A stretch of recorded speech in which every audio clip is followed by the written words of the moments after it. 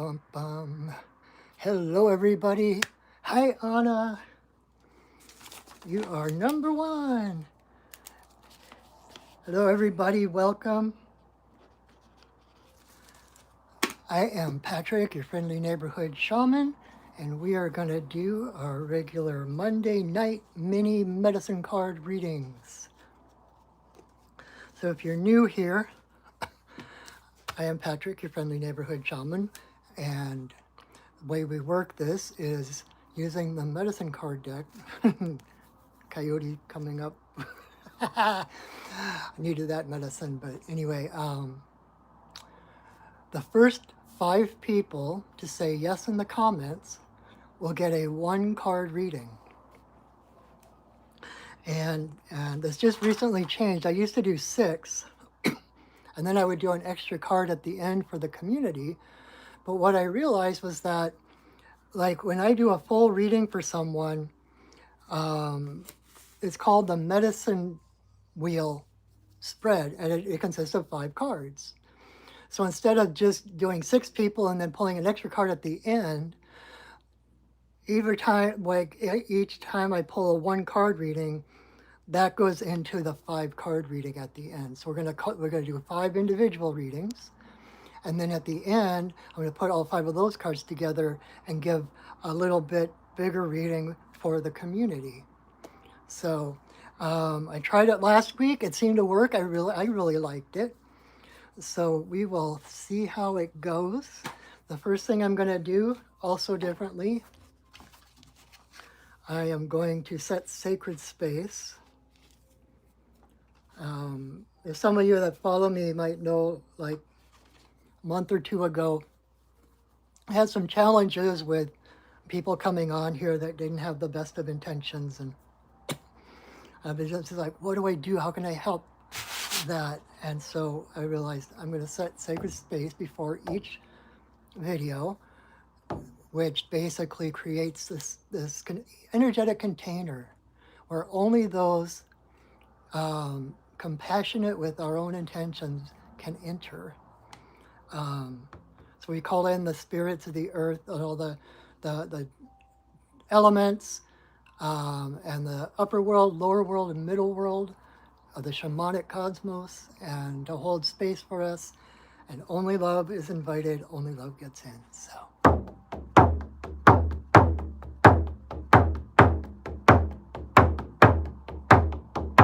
the spirits of the earth, spirits of the air, spirits of the fire, spirits of the water, spirits of the upper world, spirits of the lower world, compassionate spirits of the middle world, the fae, the spirits of the land, and the ancestors of the land. Thank you for your presence. Thank you for holding us in your love and your light. Only love gets in. Only love is invited. Oh. All right, my friends. Hello and welcome. If you're just joining us, I am Patrick, your friendly neighborhood shaman, and we are going to pull some medicine cards. So come on in, welcome. Hi, Selena.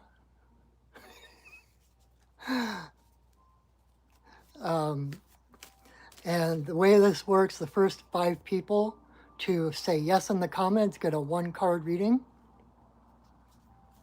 And then at the end, we're going to, all those 5 cards go into a spread, and I'll do a reading for the community. So, all right, Selena, I got you.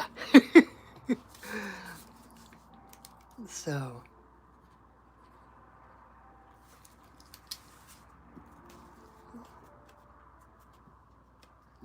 Astrius. What a cool name. All right. So, let me make sure I didn't miss anyone. Awesome, awesome.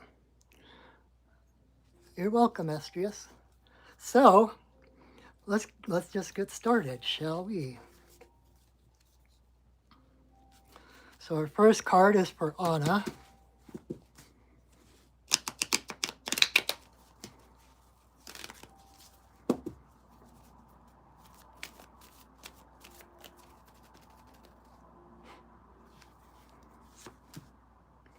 All right, Anna. Um, Card number 1 for Anna. We have antelope, pronghorn. I almost said unicorn. Um, Pronghorn antelope in reverse. Um,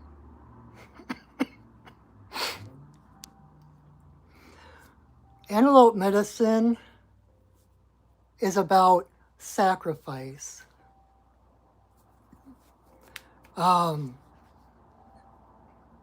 But not sacrifice like a martyrdom, not giving up the best of us for the sake of someone else. It's about giving up those things that keep us from expressing our true selves. Hi, Safa and Zira. Um, so it's like the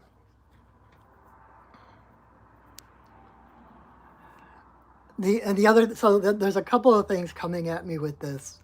The other thing about antelope is trusting your own senses, trusting your own abilities, trusting, um, you know, you've done the work up to here, and it's time to start trusting. It's like we don't do this work to just tread water or spin our wheels, right? In fact, I think, because I just did a reading for you later. Hi, Yusuf. Oh, crap. And part of it is about keeping track, like documenting, like recording, like journaling or whatever, to keep that sense of forward motion continuous. Because otherwise we tend to tread water, and this is like so apropos of what I've been experiencing today, because it's like the doubts come up, despite all the things that you've experienced to get here, right? All the wisdom you've attained, you know what you're doing, right? And we do this work to continue to expand and to grow. But if we don't claim those steps forward, if we don't claim that progress, then every time a new challenge comes up, we feel like we're back at square one. Like, oh my God, how am I going to handle this? And it's like you've already handled like things that are like 10 times the severity of whatever this is, right? And so it's like really believing in yourself. Antelope knows when to jump, when to leap out, and when to leap into something. And so it's what I'm getting to for you is that there's like you're at a crossroads where there's a choice whether to leap. I don't know if it's into something or out of something, but it's coming. There's an opportunity for action. But because you hold on to the doubts, and question yourself, and don't realize how attuned you really are to spirit, you tend to have the doubts come up, and those things that keep you from leaping, that make you second guess. It's like you know what needs to happen. You know what you want to do, what feels right to you. But then the mind gets in and starts, oh, but I can't do that. But what about this person? And what about how is that person going to take it? And it's that is the part to sacrifice, the doubt, the part that makes you stumble, right? The part that makes you think you have to do something to earn the right to live your life in joy. Joy is the answer. Joy isn't the reward.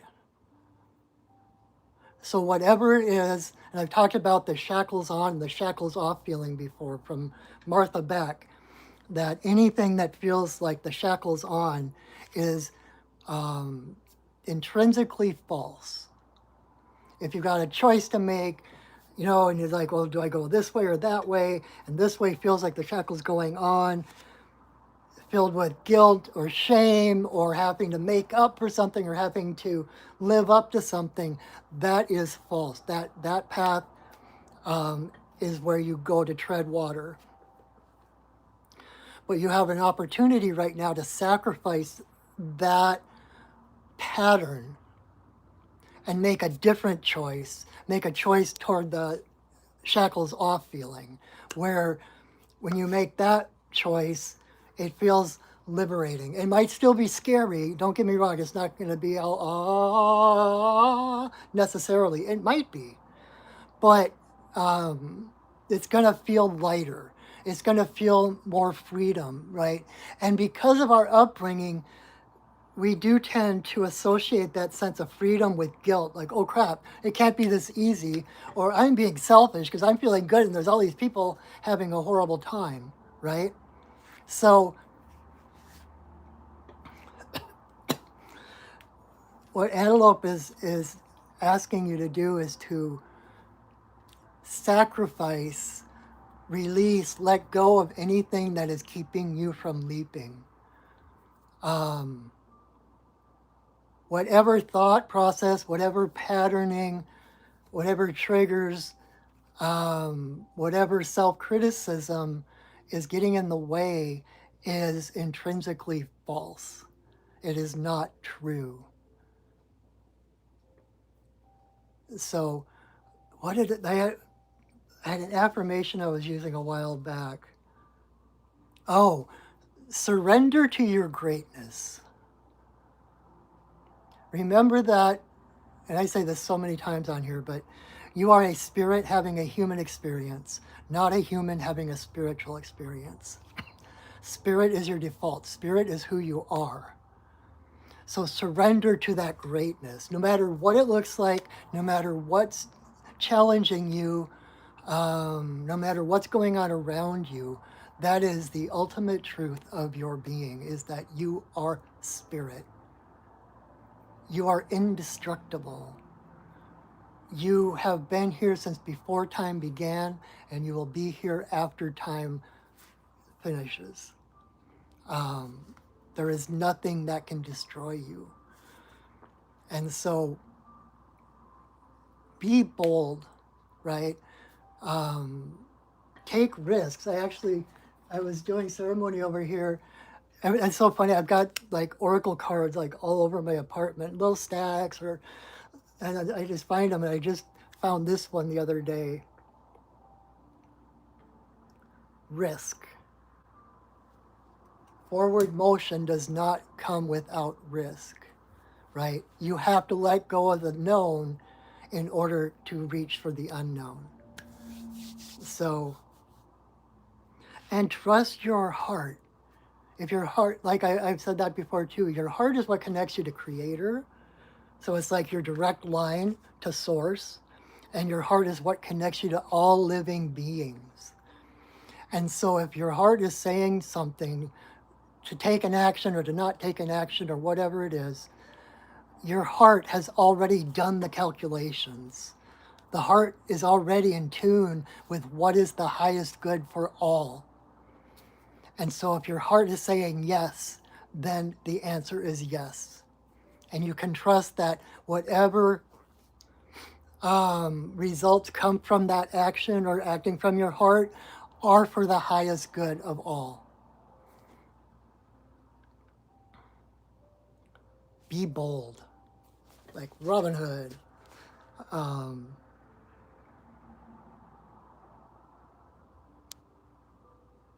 allow the parts of you that need to die in order for you to birth your greater self. Okay, that was a weird sentence because I allow the parts of you to die that need to die in order to be the compost for your new birth of your greater self. I hope that made sense. So I hope that is helpful. Um,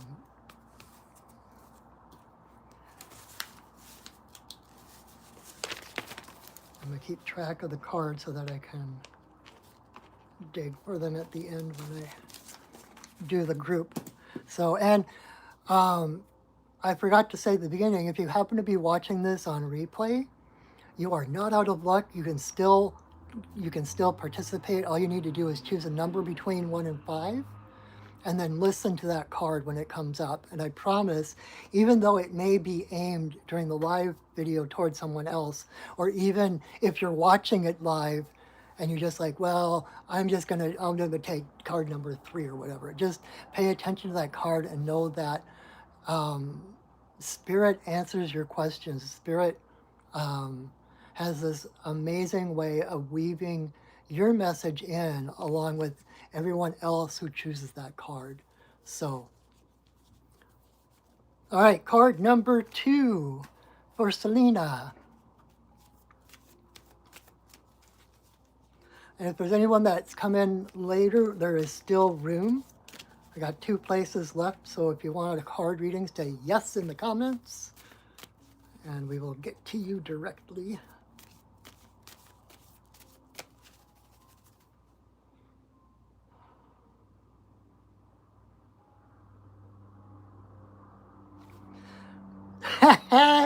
I just looked down at my notes and where I wrote pronghorn, and one last thought popped into my head.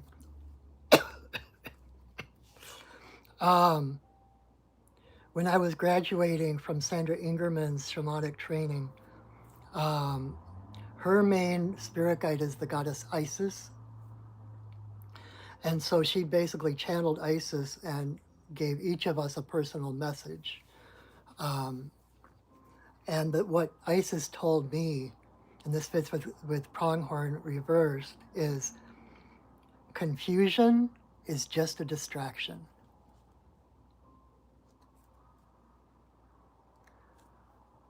If you feel confused, if you can't make up your mind, if there's you're weighing things this way or that way, that is the distraction. That is your mind setting you against yourself out of fear, out of wanting to do things right, according to the outside guidelines, right? And so confusion is just a distraction. When you're confused, try to feel into it with your heart. I know that's not easy all the time when you're confused and going in circles and stuff, but try as best you can. And worst case scenario, make a choice. Take a risk. Because one of the prayers that I say all the time is like, okay, Creator, I don't know what to do. I'm going to choose this path. If this is not for the highest benefit of all beings, divert me in a different direction. And then move. And trust that if that is the right way to go, that the path, like Joseph Campbell said, when you follow your bliss, where there were only walls, doors will open. So just take a step and watch the universe revolve around you and either support you on that path or divert you into a different way. Right? But it's like a GPS system, right? Your GPS can't tell you where to go unless you start moving. Sometimes the GPS doesn't even know which way your car is pointed until you start moving, right? And so taking the first step is the first step to finding your way. You have to take a step, set that intention for the universe to be able to guide you where you're going. All right? All right. Charles de Charles, hello. We still have a couple spots left. If you want a one-card reading, all you have to do is say yes in the comments. Meanwhile, we're going to card number 2. Sorry, Selena, I didn't mean to put off your card. I just had to follow up on that thread when it came through.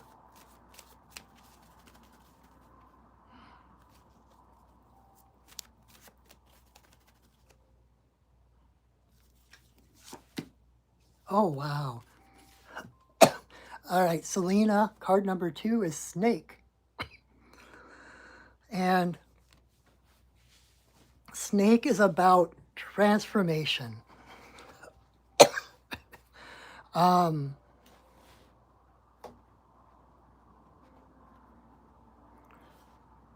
My guess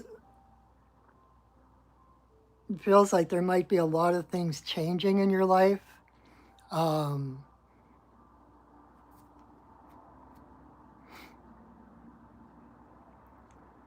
But that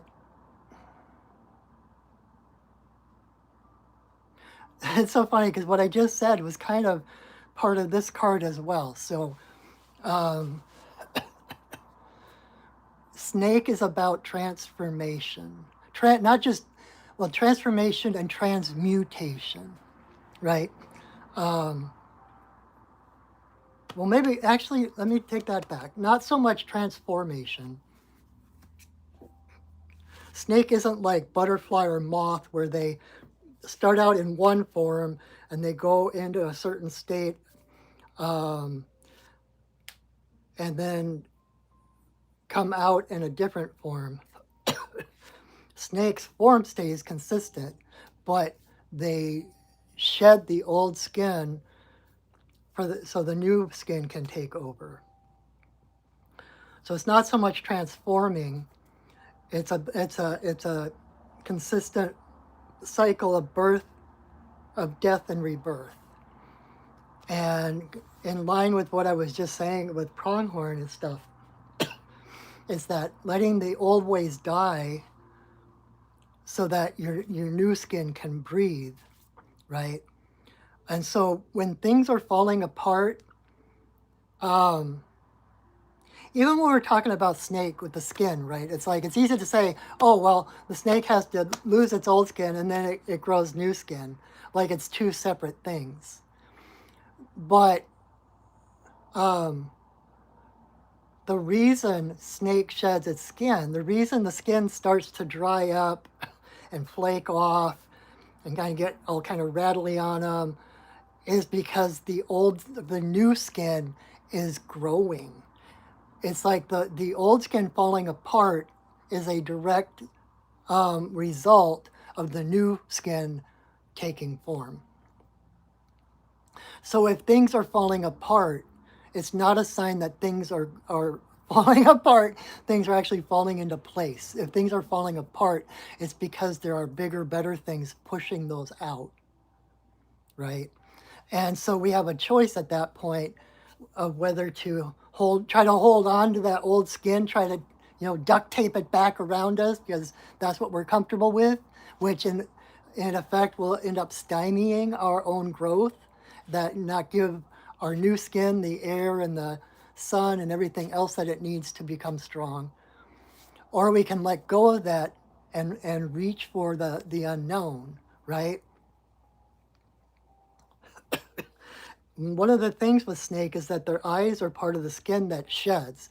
So when the snake's skin is shedding, in the process of shedding, it is literally blind. It cannot see in front of itself. It cannot,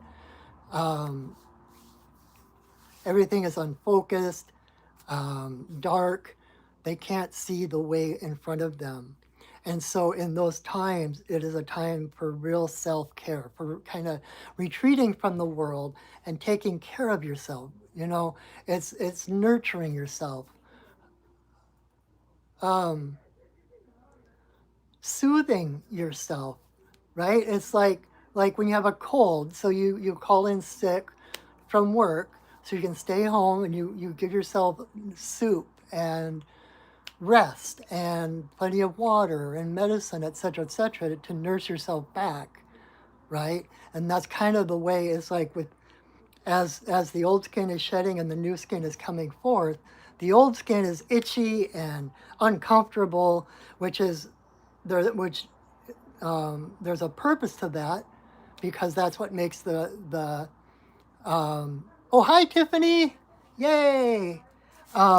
It's the discomfort that makes the snake rub against trees and rocks to peel back that skin, right? And so it is uncomfortable, but it's just reminding me of something my college philosophy prof said, that um, if it's worth doing, it's worth doing poorly, right? Because, and I'll explain that. Um, when you try to learn something new, when you're trying to acquire a new skill, right? It's something you haven't experienced before. There's discomfort there as your brain is needing to create new neural pathways for this activity or this way of thinking or whatever it is to become second nature. But and it's so like if you give up at the beginning because, oh, that's uncomfortable, oh, I don't like this, oh, I'm no good at that, you're never going to improve, right? But if you can stick with the discomfort long enough and let those neural pathways connect so that, you know, it can sync up with your muscles and your brain, your thought waves, etc., it becomes second nature. That shedding the old skin and allowing the new skin to come. Practice, practice, practice. Whatever it is, you keep practicing it. It's that repetitive, muscle memory or whatever, that repetition that creates those neural pathways that makes this new thing part of your nature.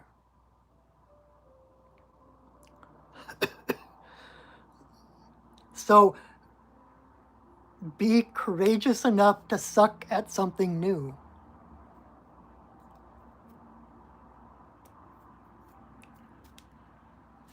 The other thing about snake is the transmutation part that I mentioned earlier. Um, so the venom of snake is at the heart of the antidote for the snake's venom.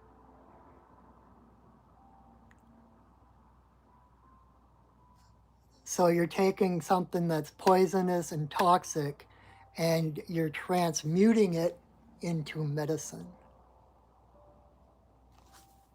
Like the the philosopher's stone, like the alchemists who were obsessed with turning lead into gold, right? It's like transmutation. They're not just changing the outside form of something, like a sculptor or a painter or something, putting things together to create the appearance of something. They are transmuting. They are changing it from the atomic level into something completely different. Um, and the way that shows up, the way I think about that is um, when we can forgive ourselves all the shame and the pain and the regret and the guilt that we hold in the past only holds us back, right? And so when you can realize that each of those snake bites contains the the antidote to heal ourselves from those snake bites. When we can forgive ourselves, realize that you are doing the best you can at every moment, that you are always in the right place at the right time, experiencing the right thing with exactly the amount of wisdom or knowledge you have at the time, there's really nothing to forgive. You're just being human, right? And so when we can look back on those times of regret and shame, and forgive ourselves, let go of that, right? Then rather than those experiences becoming pitfalls that we're constantly falling into, we get triggered and then we just fall into the pit and spiral. It becomes solid ground. It's like, I experienced that. I know exactly what it's like to go the wrong direction with that, right? I know 1,001 ways not to invent the light bulb. And all of the mistakes, I just was watching, I'm one of those weirdos that I'm already watching Christmas movies. And in one of them the other day, there was one of the characters said something, I don't remember exactly, but it was like, mistakes are there to bring you into experiences you wouldn't have otherwise experienced, something like that. It's like mistakes are there to open doors that you wouldn't approach on your own. And so when you can look at your past as just experience, not negative, not positive, just experience that has added to who you are right now, right? If you changed one little factor of your past, you would not be who you are right now.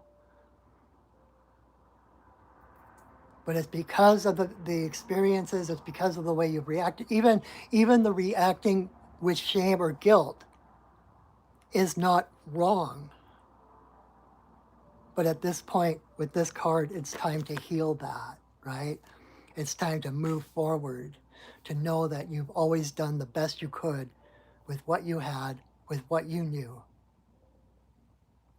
And the only way to move forward is to let go of that past, let go, shed that skin.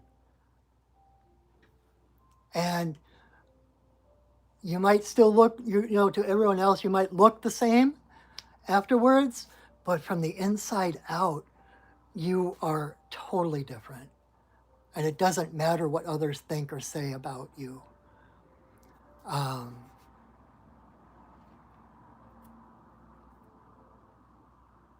So forgive yourself and know that like there's on the card, there's all these eggs here, right?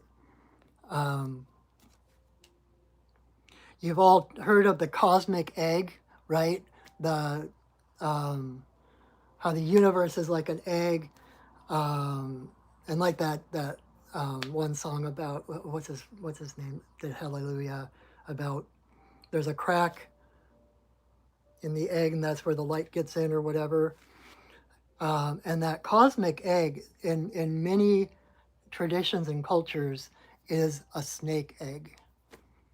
And so you are birthing so many possibilities, so many new worlds, new experiences. By letting go of the past, you make yourself ready to birth a brand new world. A whole new world. Ba-da-bum-bum, ba-da-bum. Ba-ba-ba-ba-ba-bum. Ba-bum-ba-bum. So I hope that is helpful, Selena. Thank you for being here tonight. All right, card number 4 for Astrius.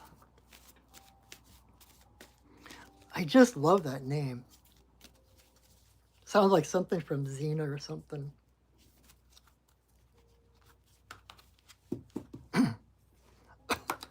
All right.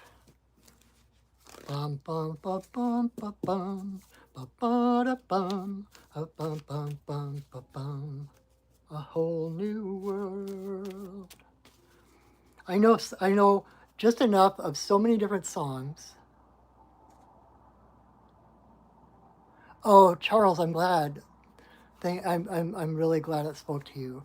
A lot of times when I do these readings, it's like there's all these different little aspects, and sometimes just one of the aspects are for the person who actually asked for the card, and but it speaks to other people. Like there's other aspects that they might not even hear or recognize because it's for somebody else. So thank you for being receptive to that.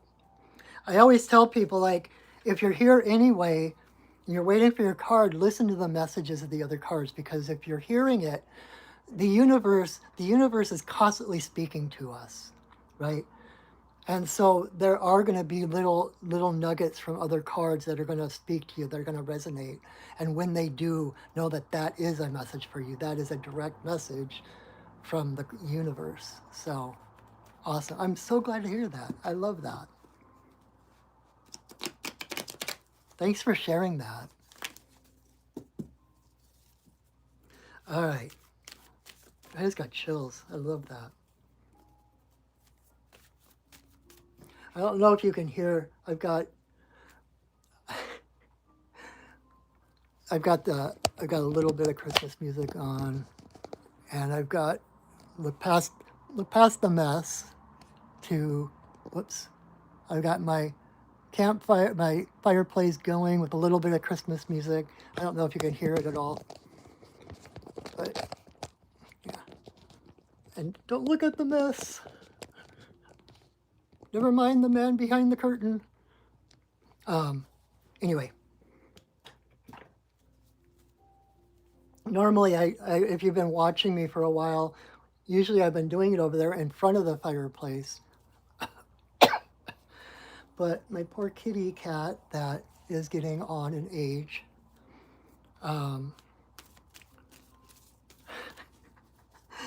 doesn't always reach the litter box, and that seems to be one of the places.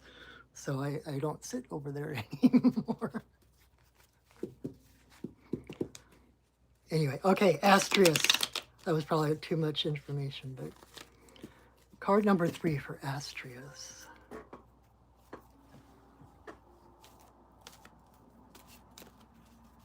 And yes, I'm sitting in front of my Papasan chair, but I'm just so much more comfortable sitting on the ground than I am in a chair when I'm doing sacred work. So, and this is sacred work. Don't belittle. Oh yeah, I want a card.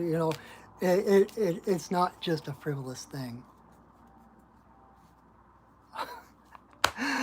Awesome. Oh, I'm so glad you understand. All right.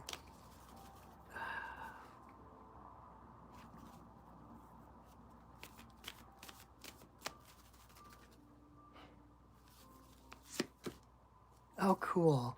Astria's card number 3 is porcupine.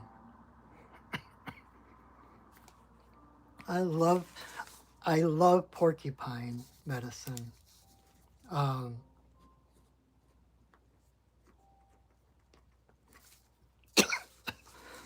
Porcupine is basically the inner child.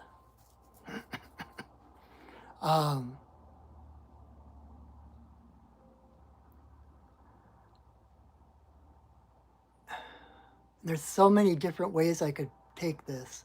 The main message is that innocence is its own protection, right?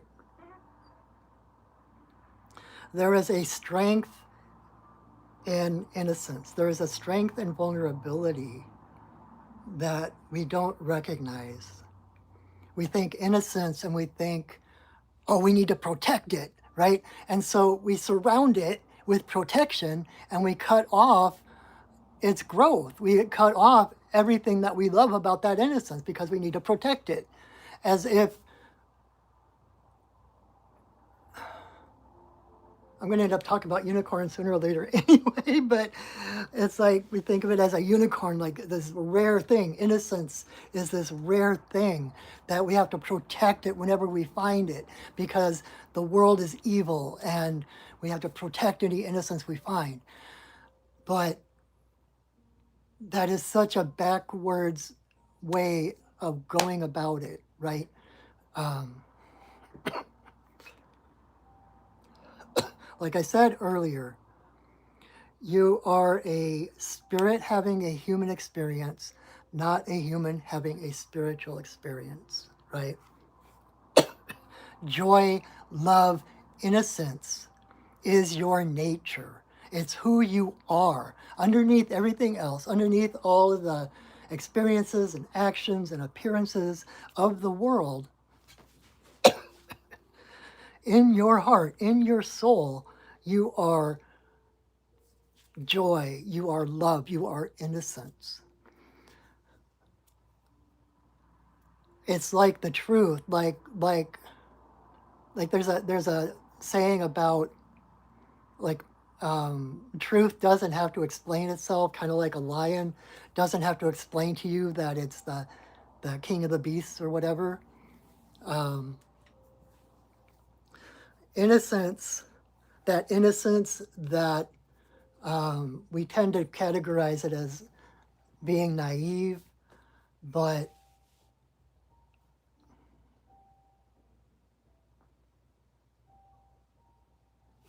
that is that's what we're all aiming for. Anyone on a spiritual path, whether they recognize it or not, that is what we are reaching for, is that innocence, right? That inner child, that um, enlightenment. You know, there's something about enlightenment that goes hand in hand with innocence, with childlike behavior, with humor, right? Like the Dalai Lama, I kind of consider him probably one of the most enlightened beings on the planet. And he can't go for 5 minutes without laughing hysterically, right? There's something about enlightenment. There's something about finding ourselves that there is an innocence to it. There's a wild innocence. And that's the thing we need. I think we need to connect those two things, that in our understanding of the world, our perspective of the world and society, wild and innocent are two separate things. But you think about the wilderness, right? The wilderness. How beautiful the earth is, the forest, how good we feel when we're in the trees or we're by the ocean or whatever. These uncontrollable forces of nature, they are wild, they are uncontrollable, but they are so innocent. It's like pure, right? We're going toward that purity of who you are. The spiritual practice, the spiritual path is not about acquiring new skills and new achievements to prove how enlightened we are. It's about, like Snake, the last card, shedding off everything that is not a reflection of who we truly are. It's like casting off the rules and the laws of, without endangering anyone or harming anyone. It's like casting off the expectations of society, the expectations of, oh, I grew up in this place, these were my parents, so I am stuck with this way of life or whatever, right? Um,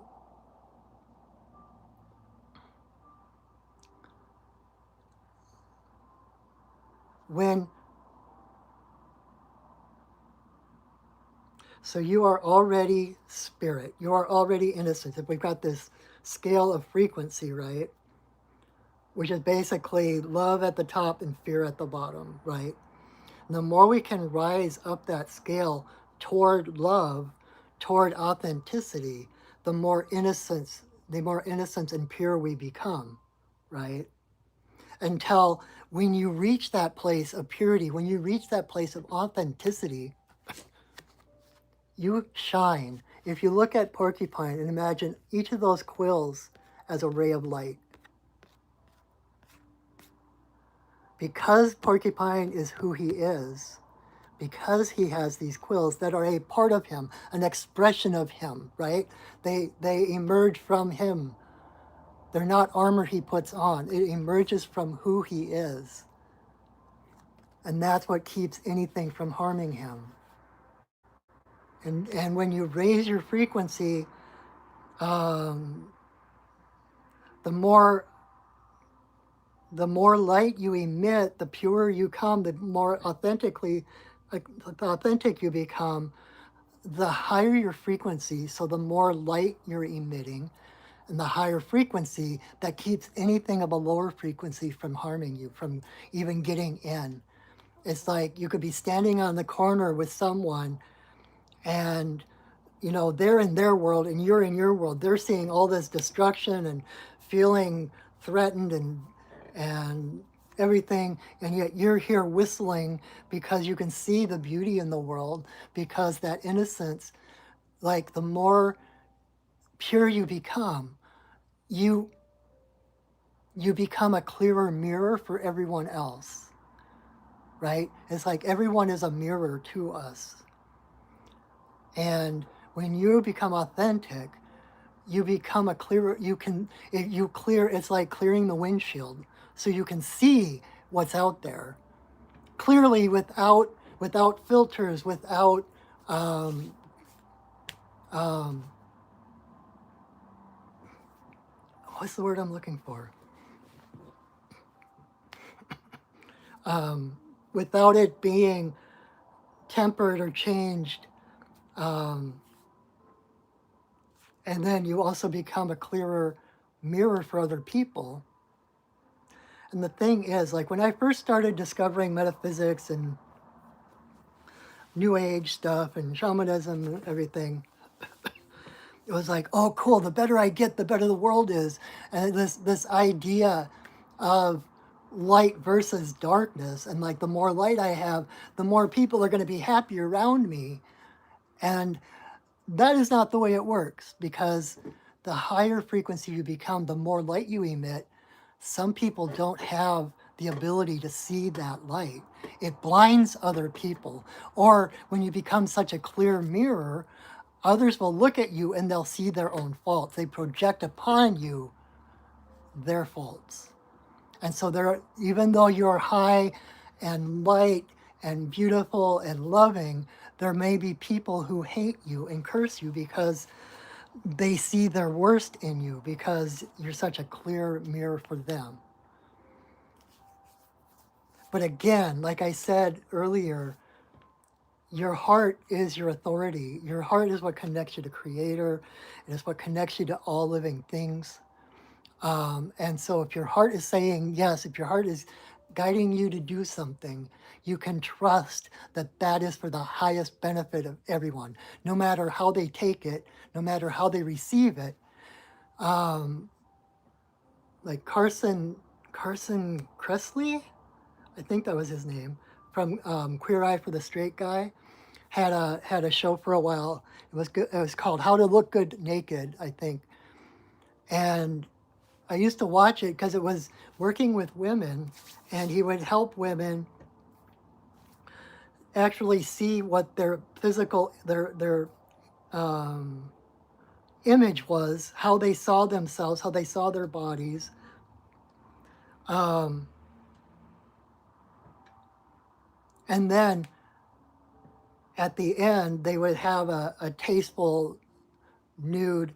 Um, Hi, Tammy. Yes, I have one spot left. Yay, I've been thinking about you. Awesome. But anyway, there'd be a part where they'd have a line of women from skinny to curvy, and then this woman needed to put herself into the line where she thought she belonged. And every single episode, every woman put herself heavier than she actually was. Like there was usually at least two or three,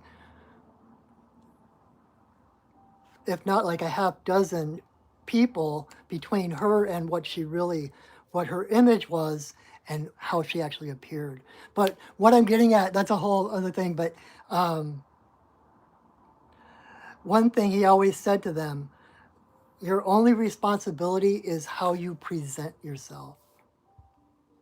How others take you is their responsibility. So your only responsibility is to be authentic, to express yourself, to be who you are. You're not responsible for soothing everyone else who doesn't understand you. You're not even responsible for explaining yourself to people who don't understand you. Your only responsibility is to shine your light as bright as you possibly can and become that beacon. And it's at some point in everyone's spiritual path, there comes a time where you either, there, how do I put this? Because there's no right or wrong, there's no judgment, there's no, everyone is exactly where they need to be. But I think in everyone's spiritual path, there comes a point of choice from duality to non-dual reality, where you're still working under the auspices of good versus evil, however that, or light versus dark or whatever, where there's the two forces constantly knocking at each other. Or you can take that next step into non-dual reality, where we are all one. We are all one energy. There is only one of us here. I am just an aspect of you. And when you get to that non-dual thing, the only way to move forward is surrender. Surrender to the whole. There's a song I learned with Sandra Ingerman that I've been singing a lot lately to myself. I am opening up in sweet surrender to the luminous love light of the One. I am opening up in sweet surrender to the luminous love light of the One. I am opening. I am opening. When you get to that non-dual place, it's not about protecting, it's about opening, right? And surrendering. Opening to who you already are. You are already divine. You are already high vibration. You are already eternal. And it's becoming that. Our point of being here is to bring as much of that divinity, that light, into the physical presence as we possibly can, to be the divine presence in this world. And that is how we heal the world, right? So play. Let joy be your compass. Your heart is your authority. Joy is your compass. Move toward what feels good. Not from an egotistical way, not from a, well, screw you, I'm going to go do this because that's what I want to do. But from a place of that joy, what resonates with you, the shackles off feeling, right? That is how we keep raising, growing, opening, right? Everything to grow, think of a flower. Flowers, they grow, they have to open. We don't come into the world, we grow out of the world, as Alan Watts says. So I hope that's helpful, Astrius. And we move on to a card number 4 for Tiffany. Hi, Tiffany. It's been a while.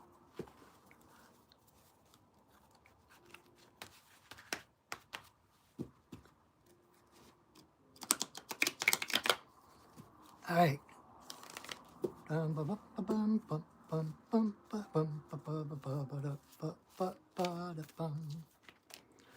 opening. I am opening. I am opening. I am opening. I am opening up in sweet surrender to the luminous love light of the One.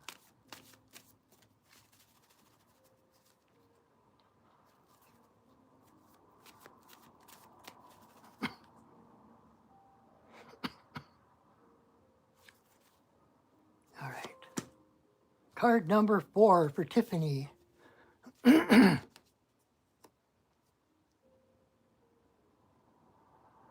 Oh, you're so welcome, Astrius. I'm glad that made sense. I'm glad.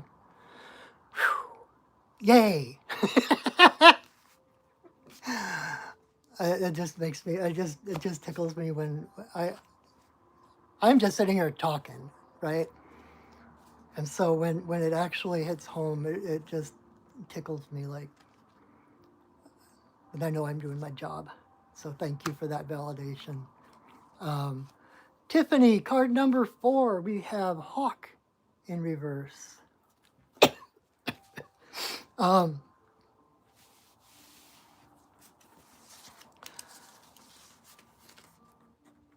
Hawk is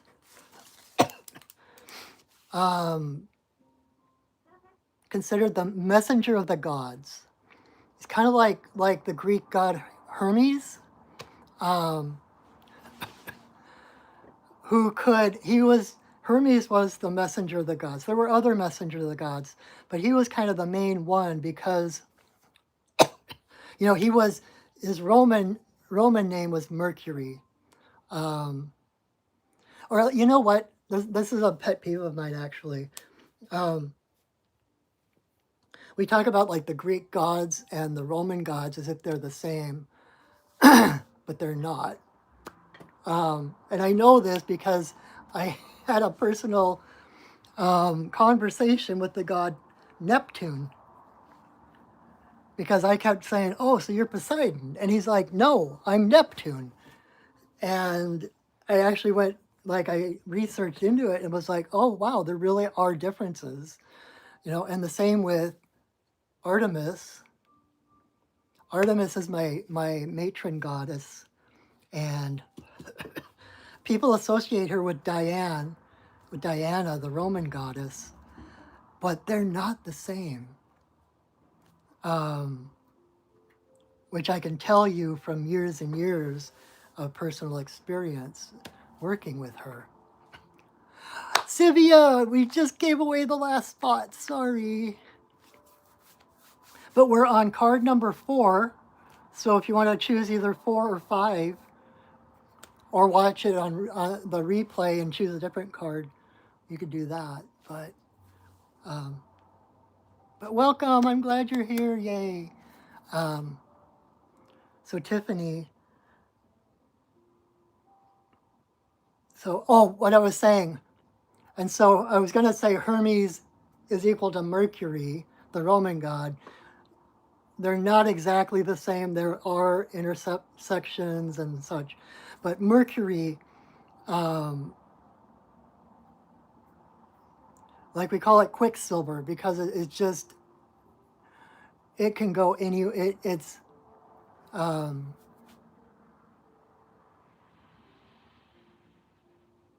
lightning speed. It's like we think of something mercurial, and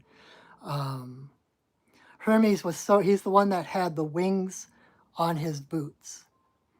He was so fast that he had the wings on his boots. He could zip anywhere in no time at all. And he had the distinction of being able to go from Tartarus, the Greek underworld, land of the dead, and go to Mount Olympus, the home of the gods, without any interference. Everyone else had to there were gates, or there were you had to pay the ferryman in order to go to the underworld, stuff like that. But Hermes was not held by any of those. He could go anywhere. And so Hawk comes in being that bridge, like Hermes. Hermes was also called the psychopomp, the farrier of souls. He was the one that helped souls get to the underworld, because he could so easily go back and forth. And that's what Hawk represents. Hawk is in the sky, is on the earth, is in the sky, is on the earth. Contrary to say eagle, we think of eagle as one of the highest flying birds, right? Up there just soaring in the sky, untouchable. In fact, it's really rare to see an eagle on the ground, right? But hawk is up, flies, soars up high on the trees or the lamp posts, etc., looking for rabbits, and then they dive for the rabbit, and then they're back up on the post. So they're the bridge between heaven and earth. And so they know how to translate the two. And so when hawk comes up in reverse, and again, reverse is not bad. There are no bad readings. In fact, I remember doing a reading for someone where all 5 cards came out reversed, but it was one of the best readings ever. But this is just the reverse is because there's a shift going on in you of, like I was just saying about that opening up.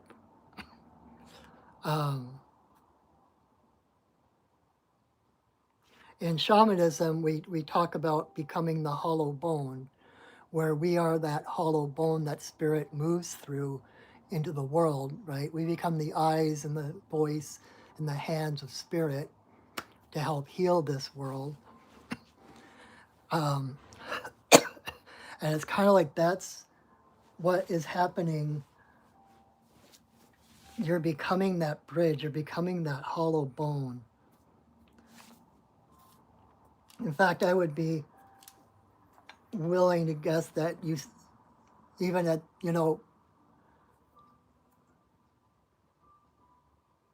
you're already finding yourself saying things or doing things out of nowhere, but that are exactly what needed to be said or done in those circumstances. Like someone will say something and you'll just have this answer that comes out and you're like, holy crap, where did that come from? And so it's not so much, again, it's not a skill to acquire to become enlightened. It's something that is intrinsic to you. It's central to who you are. And so it's more of a matter of recognizing it. Of spreading your wings and that, surrendering to the wind, surrendering to the air to carry you, right? Because it's in your nature to fly. You don't have to earn that. You don't have to do something to deserve it. You already are that. And, all shamanic healing is about remembering. You're already whole, like I said earlier. You're already whole. You're already divine. You're already high frequency. It's a matter of remembering that truth, right? Which again brings in porcupine, right? That truth of who we are is purity. But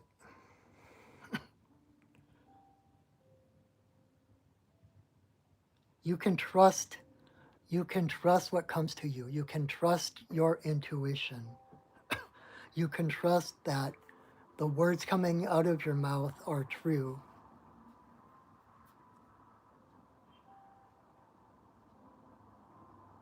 And the more you can surrender and allow that to happen, the more confidence you will get. It's like a muscle, like any other muscles. Like the more we exercise it, the stronger it becomes. And so, you might keep a journal, not like an in-depth journal, but keep a journal just to kind of list the thing, like the synchronicities or the times that you acted according to your intuition and then something happened, something manifested, or the times that you said just the right thing, even though you didn't know it.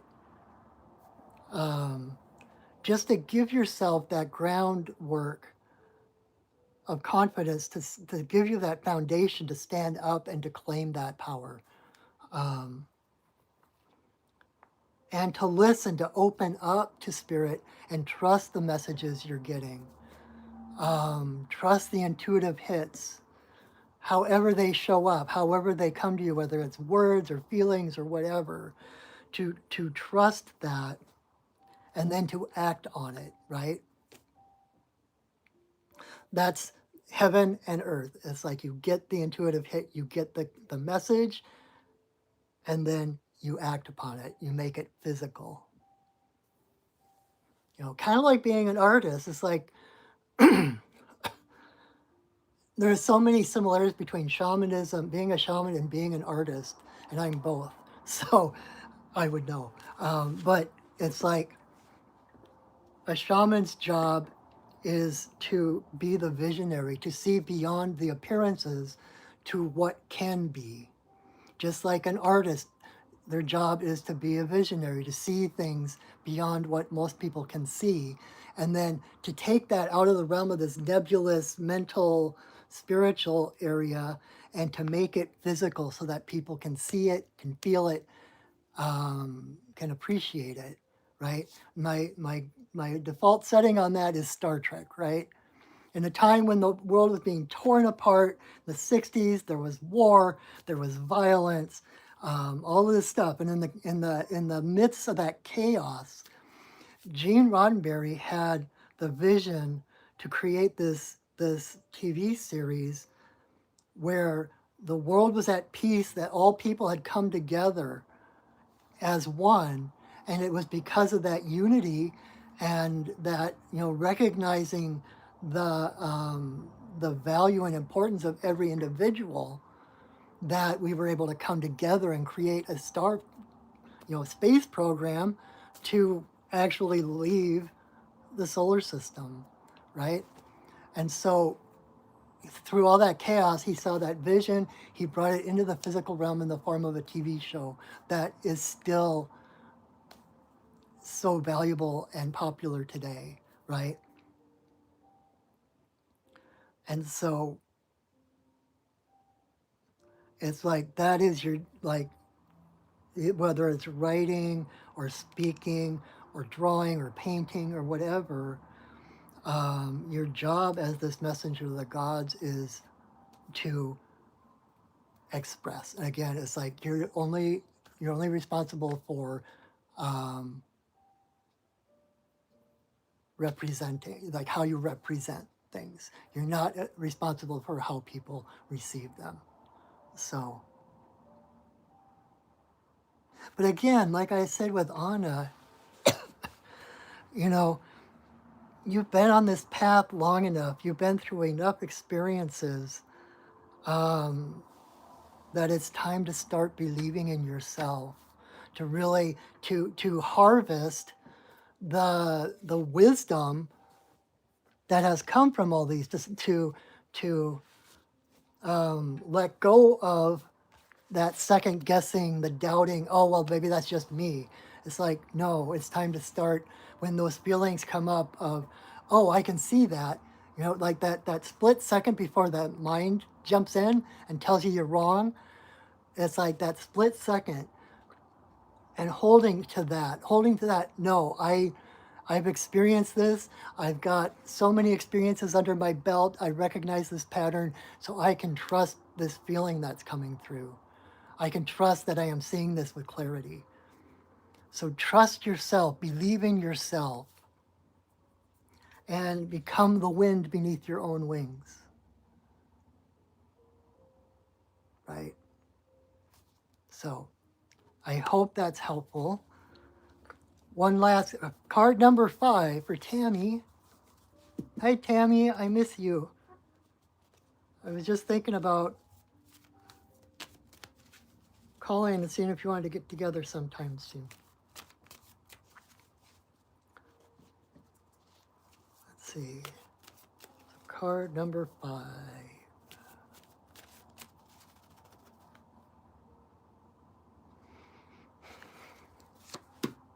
Ha! All right, Tammy, card number 5 is Jaguar. Um, um,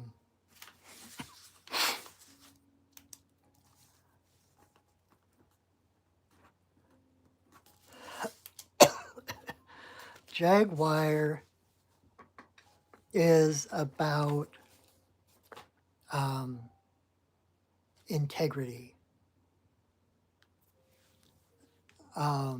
And I know you're not a stranger to Jaguar, but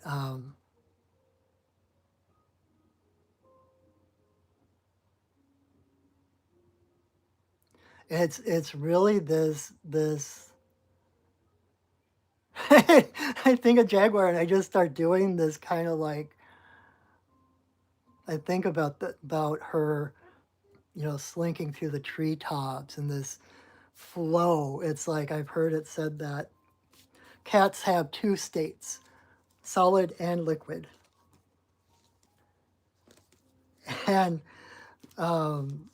just that flow, they are so, like cats are so sensitive to their environment because every hair on their body is basically a whisker. So just them moving, just them walking, um, is like making love to the earth, to nature.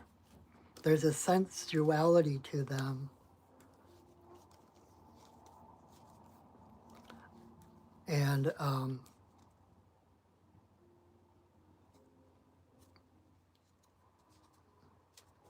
a purity, again, talking about purity and innocence and that kind of thing.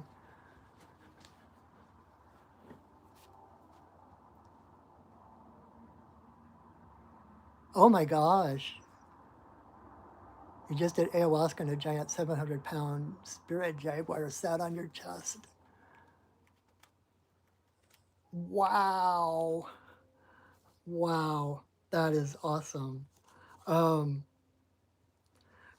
Jaguar, it's sovereignty. Queen of the jungle. Hi, Puck. Good to see you again. Um,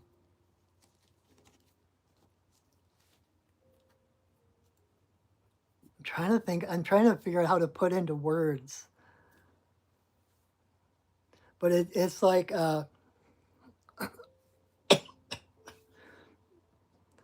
Jaguar is an apex predator. She is the queen of the jungle, right? She has no natural predators. She's at the top of the circle of life. And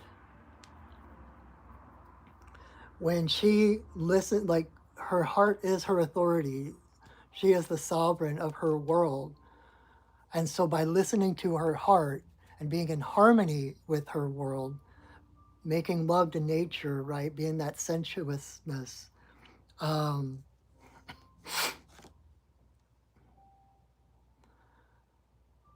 she is like by following her nature, she is guided to do what is for the highest good of the entire circle of life, right? Even if that means being the predator, taking out, eating deer or antelope or whatever, you know, um, if you think about, how jaguar might appear in the mythology of the deer, like staying, oh, thanks, Puck. Um, oh, crap, what was I saying?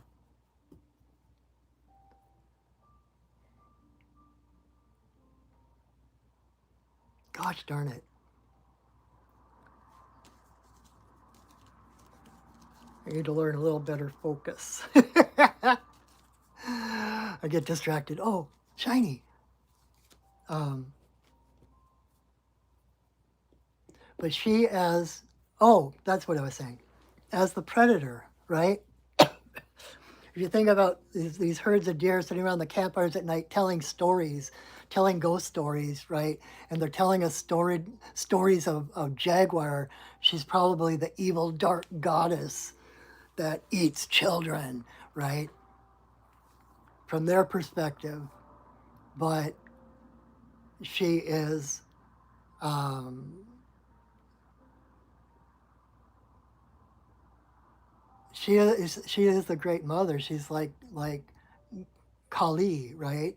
The goddess of destruction and creation. Because she is guided to when she takes down the deer or the antelope,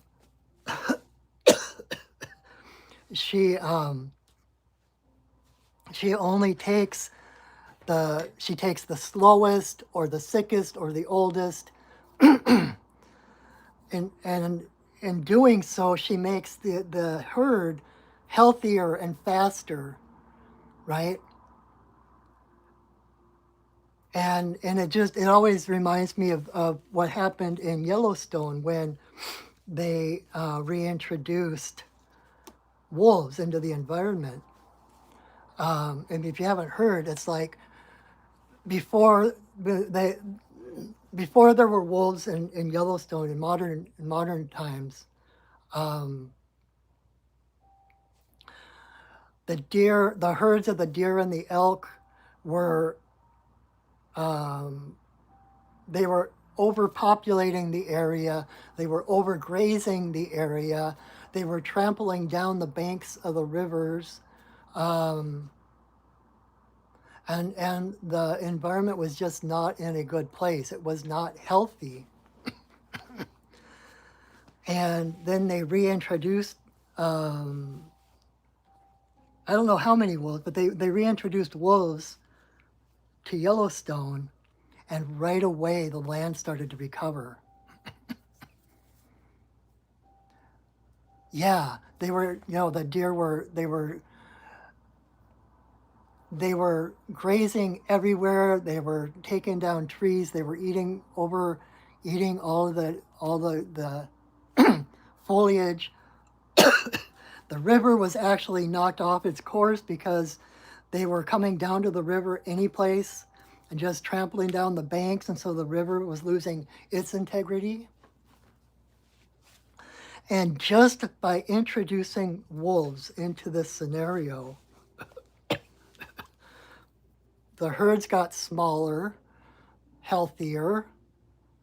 The land started recovering because all the overgraze, like the without the wolf, the deer and the elk could graze anywhere. There was no threat. There was no one to keep them in check, and so they were over trampling fields and going down to the river any place. But then with the wolves, they had certain they would only cross the river in certain places, or they would only eat in certain places. And the wolves helped to thin the herd, to take out the sick and the weak and the elderly, etc. And because they weren't trampling the river actually regained its course. And because the trees started regaining the foliage, um, the the fish in the river were able to recover because there was more shade on the water. It was devastating the fish population because there was no shade. It was all like direct sunlight everywhere on the rivers. And so just the presence of the predator um, made the balance recover, right? And that kind of goes back to the snake card, that whole death and rebirth, because they're two parts of the same. Talking about Kali, I work with Kali, and when I first met her, and I asked her for like what she had to tell me, and she was holding me with two hands. I was like 10. I in the journey I reverted to like 10 years old. Um, isn't that amazing? Like how the fish recovered because of the wolves. It's like it's the circle of life.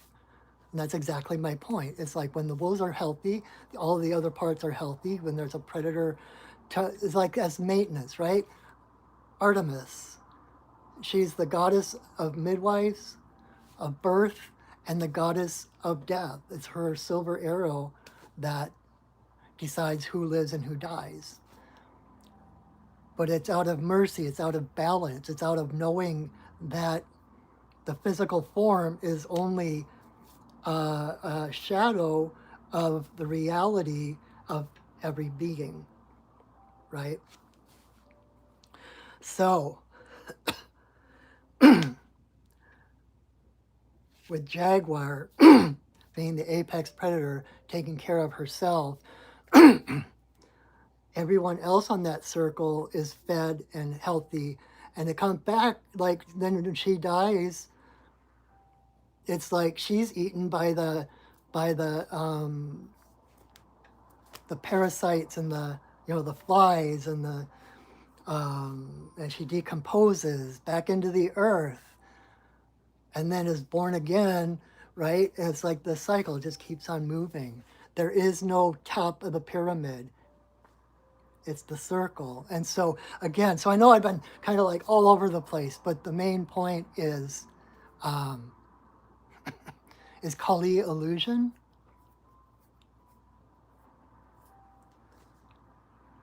That's an interesting question. My initial answer is no. And at the same time, she's no more illusion than anything else or anyone else, right? All the different deities, all the different spirits, your spirit guides, your power animals, etc. They have their own sentience. They have their own existence. They are conscious living beings. Um, Ultimately, they're all part of the same energy, or the same source, right? So that's true. Thank you, Tammy. Kali is more about liberation. But oh, I never got to what she told me. She was talking, she opened her, she was holding me with two arms, and she took her other two arms, kind of opened her chest, and it was like this space scene. And this huge galaxy just spinning. And it would kind of like do this kind of thing. And she said, humans are always talking about how death and birth are two sides of the same coin, but they consistently just talk about the two sides and never get to the point where it's one coin. Death and birth are the same exact thing. And so is the cycles of the world, right? Um,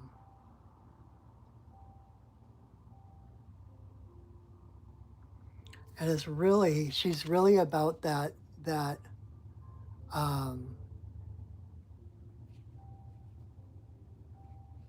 Kali Yuga. I'm not sure what that means, Puck. I don't know. I'm not sure what you're. Yeah, yeah, expansions of Vishnu, right? And even Vishnu it's like a.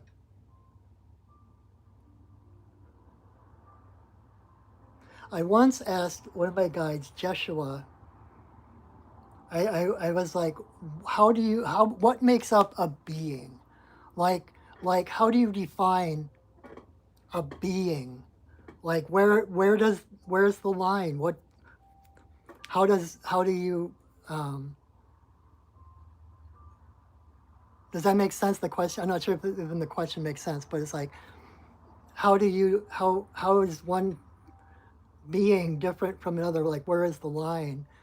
And Joshua told me that wherever you draw the line is the line. That if you can think of it, if you can name it, it is a being. It has consciousness. The universe is conscious. So any concept you have, any impression, anything like that is also has a beingness of itself. It's conscious.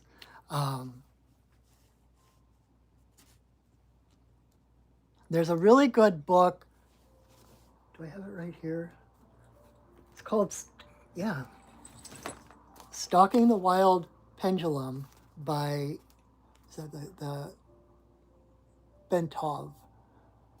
And in here, he actually has a section about the creation of gods, and it's like using this example of like this stone that this village starts to worship, and because they're worshiping it, it starts to take on a spirit of its own.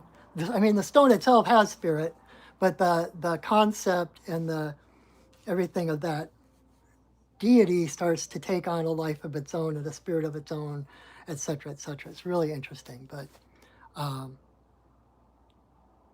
I love this kind of conversation too. But I should wrap up number 5 so I can get to the final reading. Um, but so claim your crown, claim your ascension to the throne, right?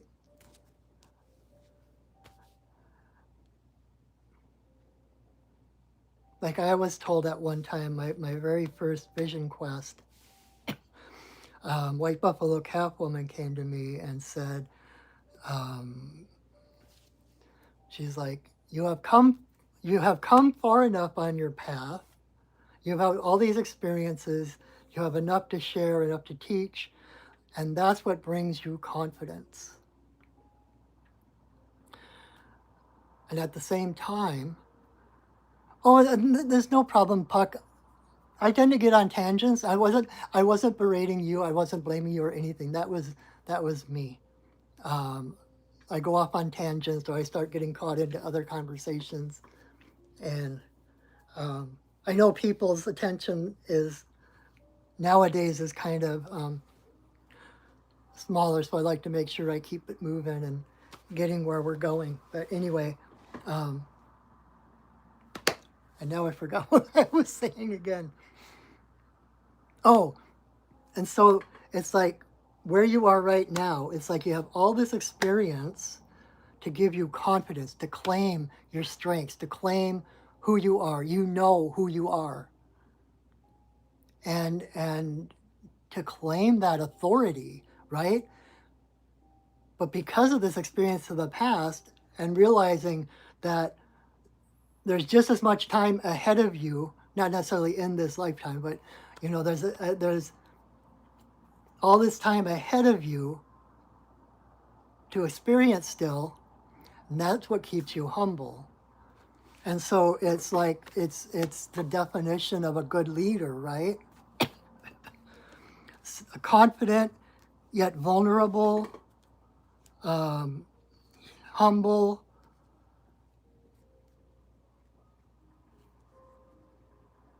but courageous, right? You weren't here when I was talking about, I have all these random oracle cards around my apartment. So every once in a while I'll find one in a weird place, and it'll be kind of like my message of the day. And I just found this one a couple days ago.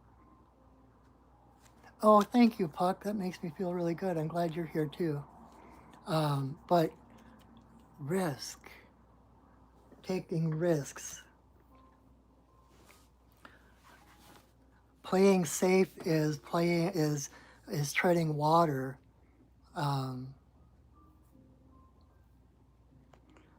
And risk is just, well, even jaguar, right? This big cat, this predator, um, being the demon of deer mythology, right? She still embodies the tiny kitten, right?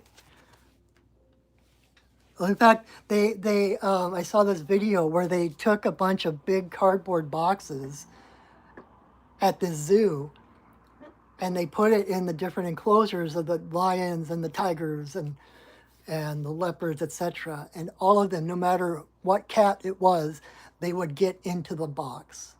It's like even the big cats are still kittens at heart. And it's like that beautiful balance of like masculine and feminine, right?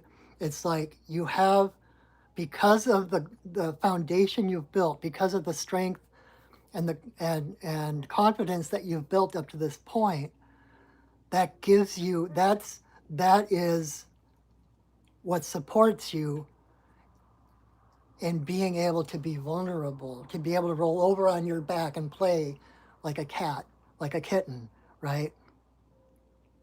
And so it's like taking risk. It's like, hey, let's pretend this, or let's, like, okay, like you're playing in a sandbox, like let's make this kind of a sandcastle now.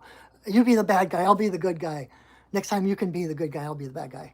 You know, it's like playing with it, realizing there is nobody higher than you.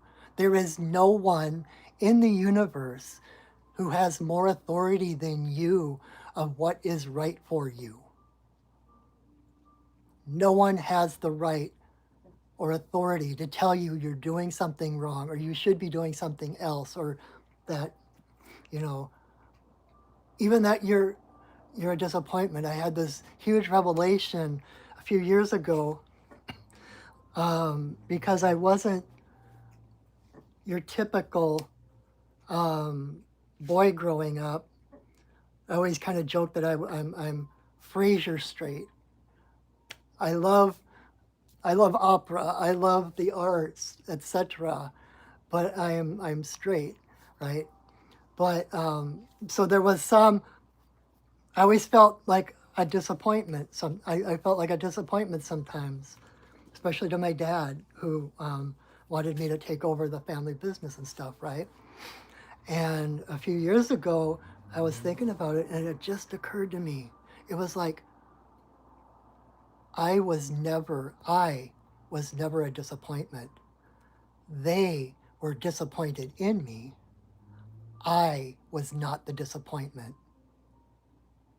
The disappointment lands on their shoulders,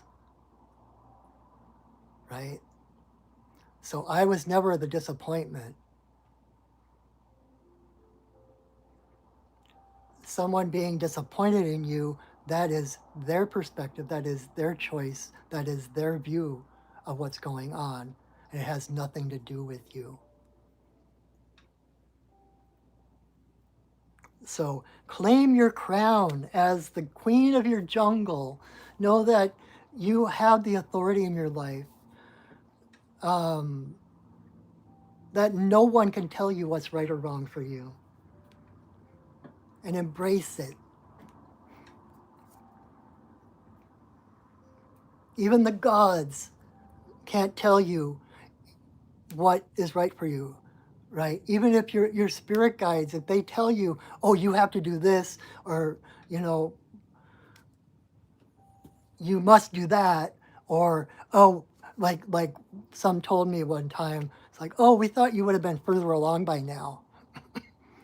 I was in a psychic development class, and a woman, we were practicing our different skills, so a woman was channeling her guides, and that's what they told me, and I left there, I was pissed. I was like, that is not coming from a higher frequency spirit, because your guides will never tell you things like that, because it's a GPS system. They will take you from where you are to get you to where you're going. There is never a judgment on, oh, you should have been this far. That's a hierarchical patriarchal pyramid scheme, right? There is no such thing. You're always exactly where you are, and your guides will take you from where you are to where you want to go. They don't tell you where you're supposed to go. They can't tell you where to go until you've set that intention, just like putting that destination in your GPS system, right? It can't help you until you tell it where you want to go. So I hope that makes sense, Tammy. I will be in touch in the next couple of days, I hope. See if we can get together. Yeah, that was definitely, I don't know who all needed to hear all of that. there was definitely a number of different things. All right, so here is where we do things differently from what we did before.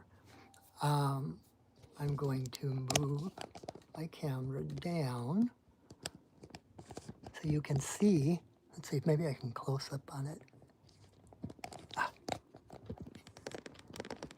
Okay, there we go. Ha ha! Oh, a little bit more. There we go. Can you see? Okay. I'm not going to be able to see because I'm pointing the camera away from me, but I think you can see them all there. Okay. So I won't be able to see your comments or anything either, but so the 5 cards that we pulled tonight for the individuals, just like each individual is a member of the community, each one of these cards fills a place in this reading for the community. And so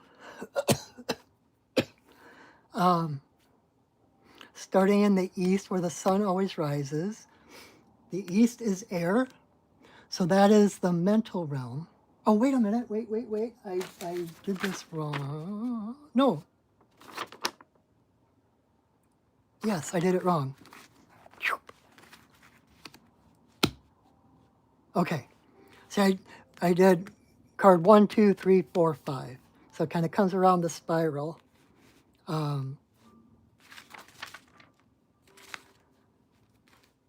Wait, that's still wrong. Oh, I wrote it down wrong on the card. I have a little page of notes, like, so that I know which one is where, and I reversed those two.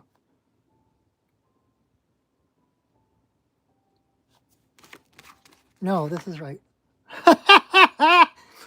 Confusion is just a distraction. All right, so yes, this is right. Okay, so starting in the east, which is air, so that's the mental realm. We have antelope, who I was talking about, is about sacrifice, about not in a martyrdom kind of way, not, okay, well, I'm going to suffer because that'll make your path easier. It's about giving up whatever is not true for you.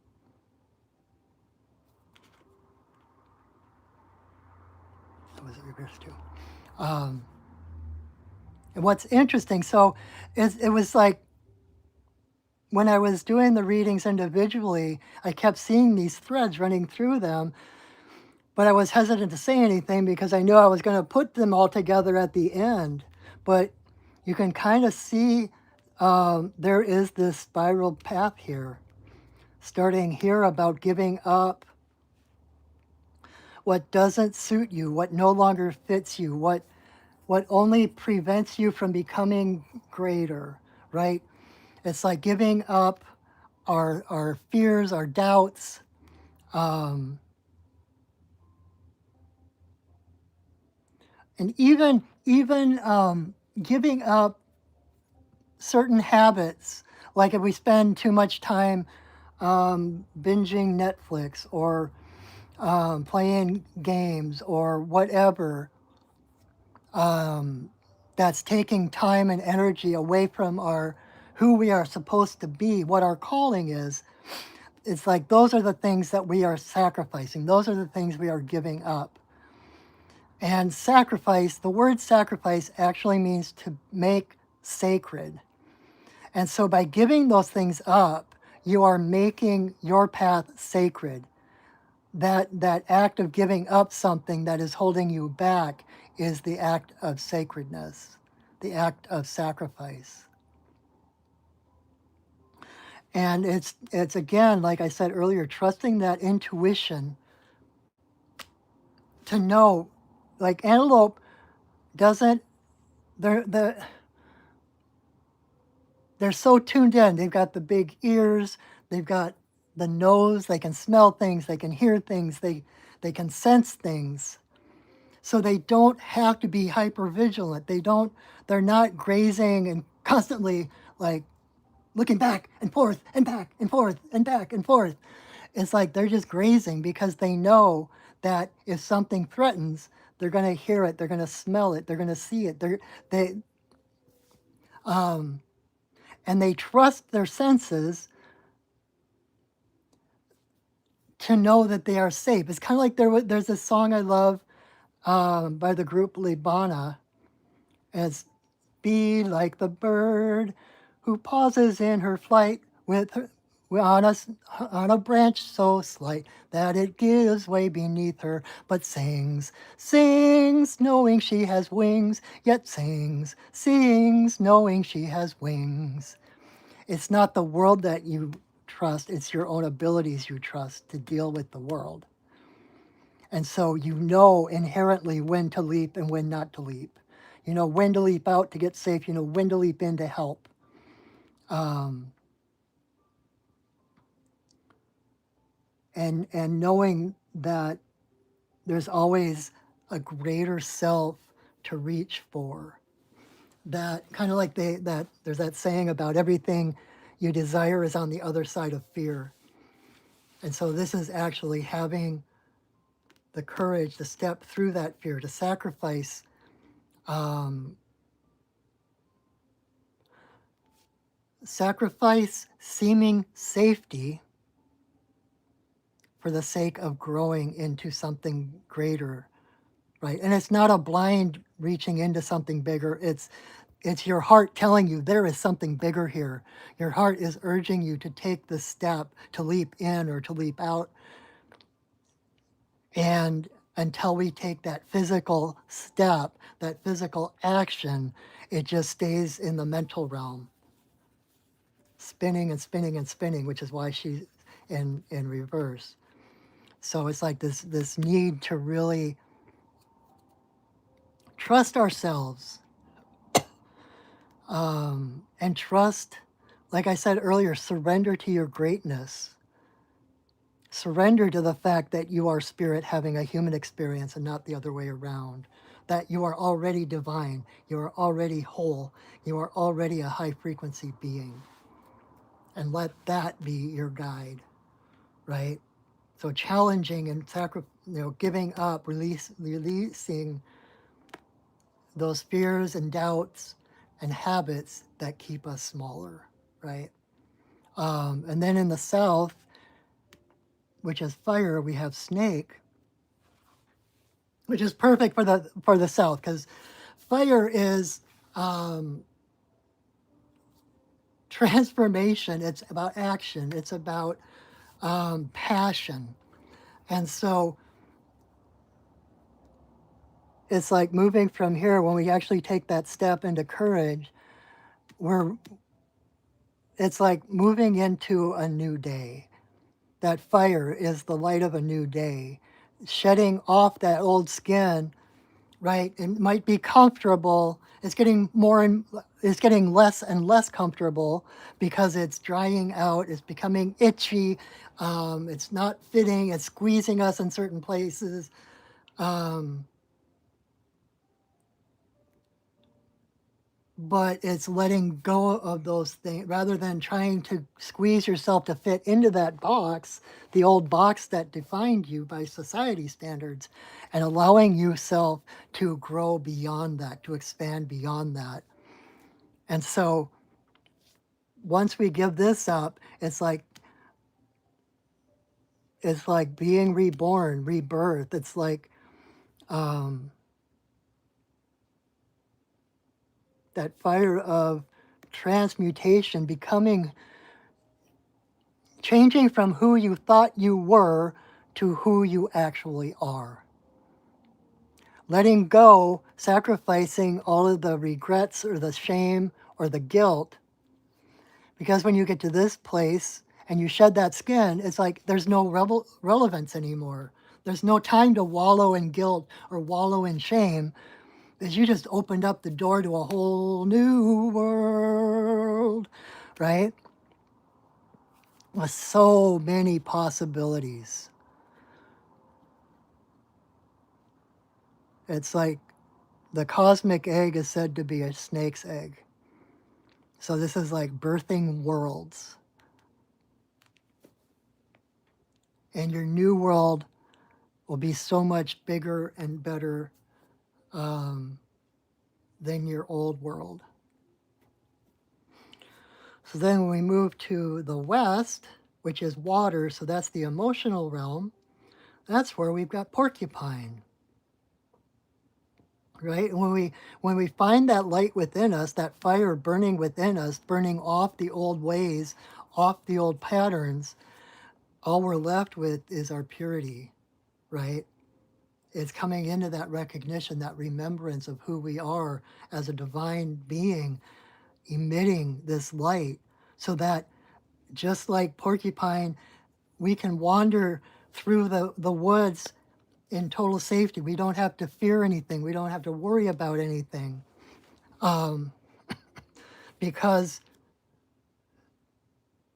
by being who we are and emitting our authentic light, nothing can get out. There's no place, there's so much love and light coming off of us. There's no place for anything lower or darker to get in, right? It's like a fire hose. If the water's coming out, there's no way anything is coming into that hose, right?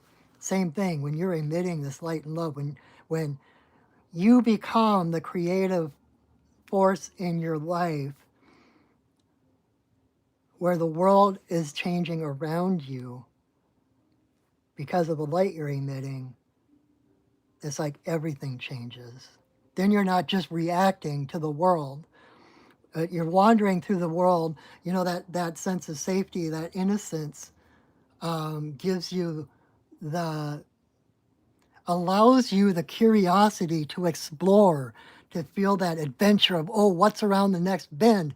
Oh, what's under that log? It gives you that sense of confidence to keep moving forward and to explore, because this world really is an illusion. This world really is. We are like kids playing in a sandbox. And we build these castles, and as elaborate and intricate as they might appear, it's still sand. It is not solid, it's an illusion. It is not the basis of reality. You are at the heart of your soul, the source of reality.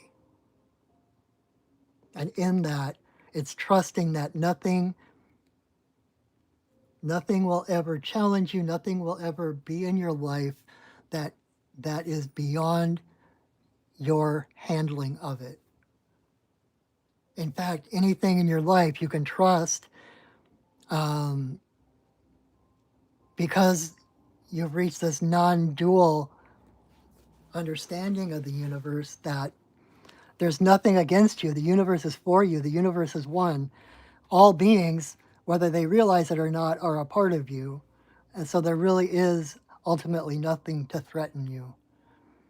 And so you can sacrifice that fear and that hypervigilance to have more room to open and to see all the wonder and the magic and the miracles happening around you. Um,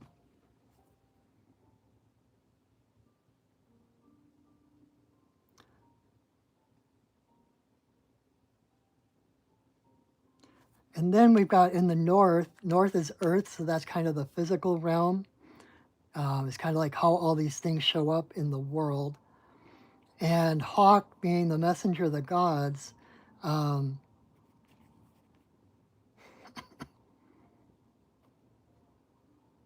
it's like as a community, like we're having trouble letting go of certain things, but we really are in the process of transmuting those things and discovering our innocence. And what that is leading to is becoming that bridge between heaven and earth, right? It's interesting that she showed up in the north and the place of earth, because it's bringing the word of spirit. It's bringing spirit into the world. Exactly what I was talking about, that expression, that artistic or shamanic expression of the vision, bringing it from visionary, from the mental realm or the spiritual realm, and making it physical. So this is where we are in this spiral. I think this is where we are. That's why it's in reverse, because this is our next step. It's like we're getting to this place of realizing and appreciating our own worth, our own value, realizing that what we think, what we feel matters, and that we are worth sticking up for, that our needs and our feelings and our desires are worth pursuing.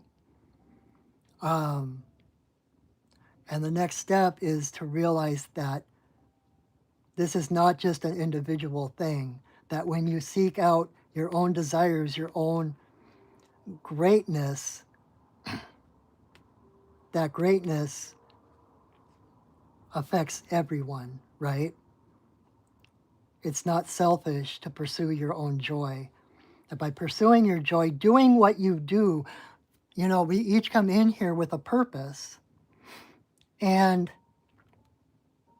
the fact that these two are opposite is kind of like our purpose. We may not yet be aware of that purpose. We're in the process of birthing it, right? But soon, because we've been doing all this work and working toward our purity and authenticity, it's inevitable that we are going to know what our purpose is in this world. We will, each of us, find our unique place in the tapestry that is the world, that is community. And so really tuning in to find out, what is your voice? There's in a few traditions, I think in a couple of native tribes, I don't remember which ones, but when you hear a hawk scream, it's like you're supposed to stop and pay attention. What was I just thinking? What's around me? What do I see? What do I feel? Because it's significant.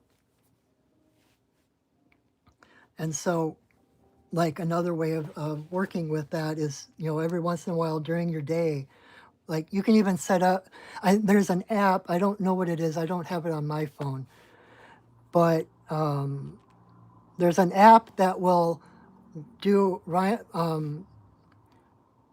sound a chime at random points in your day, just like hearing a hawk. And when you hear that chime, it's time to stop and assess, where am I? What am I doing? What am I thinking? What am I feeling? What's around me? And really kind of settle into that moment, right? The present is your point of power, and settling into that moment. And in that moment, when you're present, you do become that divine presence. And we talk about messages coming through us, but at this point, your life becomes the message. When you find your purpose, when you're pursuing your vocation, your calling in life, you are not only the messenger, your life is the message. Because that's when you realize your sovereignty, right? The hub of the wheel, the spirit card, the center card, it holds all of these together. It's our destination. This is who we already are, even though we may not realize it, even though we may have mental blocks in the way of remembering it. This is our constant and never changing truth, that we are sovereign. Each of us is sovereign. We are each a individual facet of divinity. And that we are all parts of each other. And because of that, right, we got that from here, we get to be our authentic self. And as we're each, like I mentioned earlier, raising your frequency, right? From fear to love. And the closer we get to love, the more connected we feel with everyone and everything, right? And so the closer to our authenticity we get, the more oneness we feel, the more oneness we remember. And each of us, when each of us individually rediscover our divine self, we will remember ourselves as the same being, the same source. There is only, I can't remember who said it, but it's a Zen thing, I think. I think it was a Buddhist monk or someone that said that the sum of minds and hearts in this universe is one. There's only one of us here. We're all part of the same being, just like Gaia, like the earth, how the trees are her lungs and the waters are her blood, and it's this system of wholeness that is part of a bigger system of wholeness, which is part of a bigger system of wholeness, which is divine, which is who we are at our core. So again, trust yourselves, trust your intuition, know that your heart is your authority.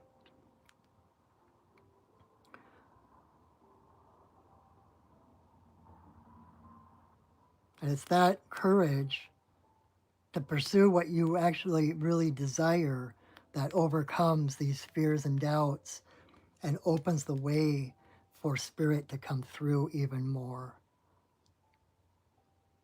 So, does that all make sense?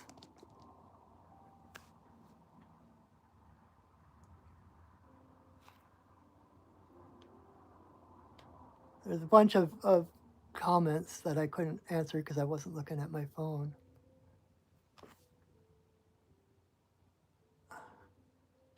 Oop. Okay, let's move. There we go. So, I hope that makes sense to everyone.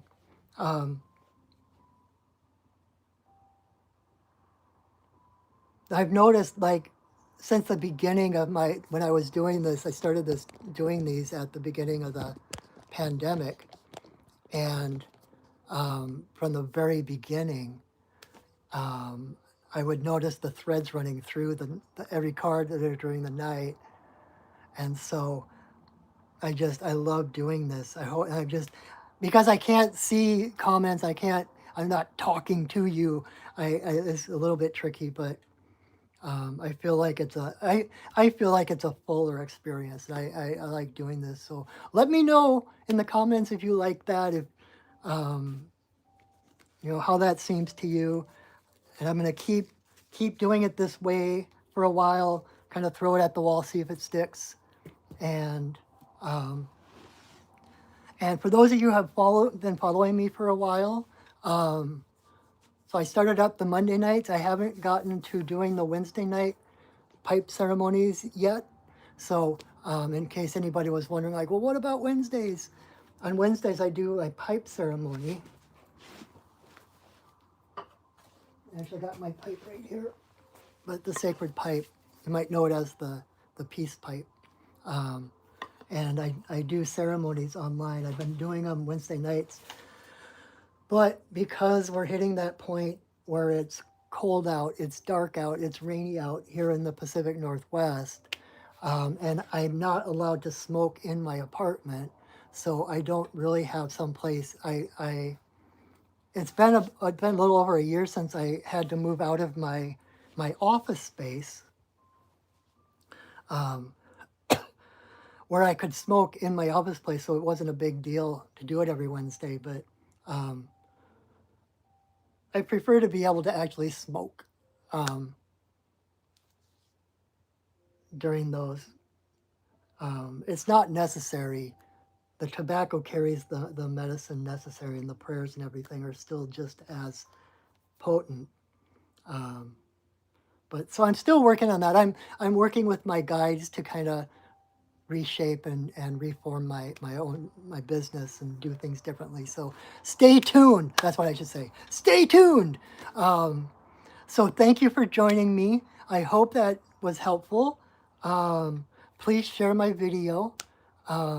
If you haven't already, please subscribe and like and all of that good stuff because that helps me out. It helps other people find me. And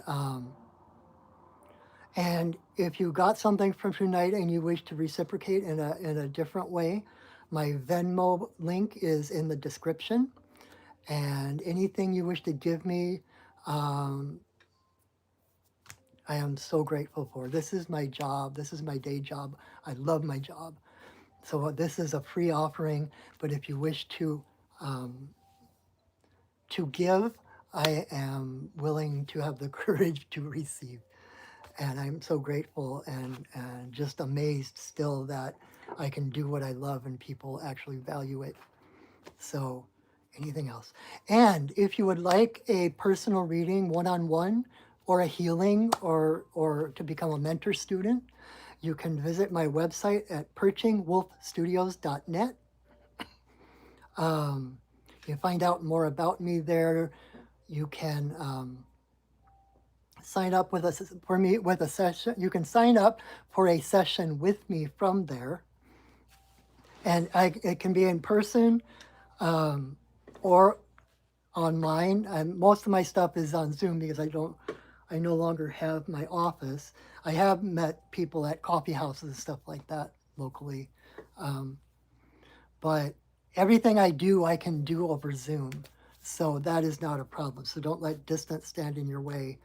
And I do healings, soul retrieval, power animal retrievals, all kinds of good stuff. You can read about that on my website. If you're curious, soul retrieval is one of my favoriteest things in the world to do. It's about reclaiming, bringing back lost parts of your soul that have fragmented off, that have kind of gone off, dissociated in order to protect themselves. And I can help bring those parts back to make you more whole.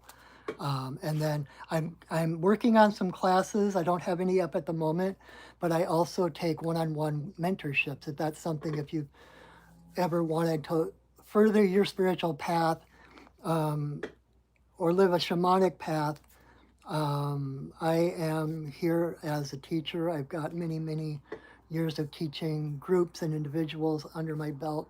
I love teaching.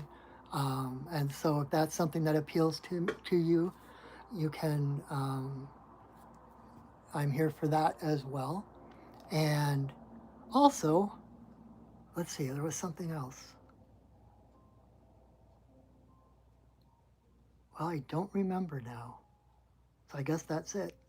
Um, so again, thank you so very much. Thank you for joining me. It means the world to me, sharing this time with me. And yeah, so I hope that's helpful. Please share, send it to people if you think they'll get something from it. If someone needs some help and that might be helpful, by all means. Thank you, thank you, thank you. Oh, hi, Juanita. It's good to see you. It's kind of like hello and goodbye. But anyway, thank you so much. Thank you for being who you are. Um, and I will see you next Monday. Until I see you again, know that I love you, that I see you, and that I honor you. So have a wonderful week, everyone, and go shining. All right, bye now.